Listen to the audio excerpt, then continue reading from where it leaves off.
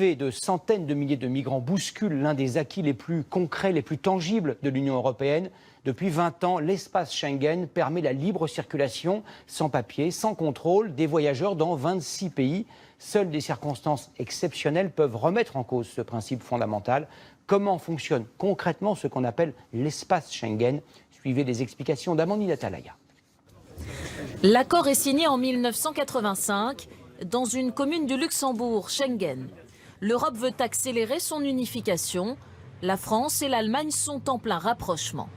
Ces deux pays et quelques autres abolissent les contrôles à l'intérieur de l'espace Schengen pour les frontières terrestres, maritimes et aériennes.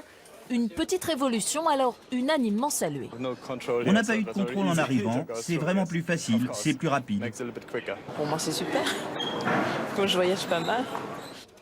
Aujourd'hui, 26 pays font partie de l'espace Schengen, soit plus de 400 millions d'Européens. Contrôle renforcé aux frontières extérieures, mais libre circulation à l'intérieur. 22 pays appartiennent à l'Union européenne, 4 n'en sont pas membres, ici en vert. Plusieurs États de l'UE, eux, ne sont pas dans Schengen.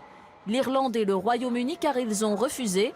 La Bulgarie, la Croatie, Chypre et la Roumanie car ils ont signé l'accord mais n'ont pas encore le feu vert des autres pays.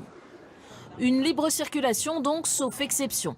Les contrôles aux frontières peuvent être rétablis temporairement en cas de menace grave pour la sécurité ou de défaillance aux frontières extérieures. Ces contrôles renforcés ne signifient pas une fermeture des frontières. Ils étaient jusqu'alors limités à des menaces de terrorisme ou à l'accueil de gros événements comme le G20 à Cannes en 2011. Aujourd'hui, l'Allemagne est le premier pays à invoquer cette clause pour une question d'immigration. Schengen est par ailleurs de plus en plus critiqué. L'an dernier, 280 000 entrées illégales ont été détectées aux frontières extérieures de cet espace.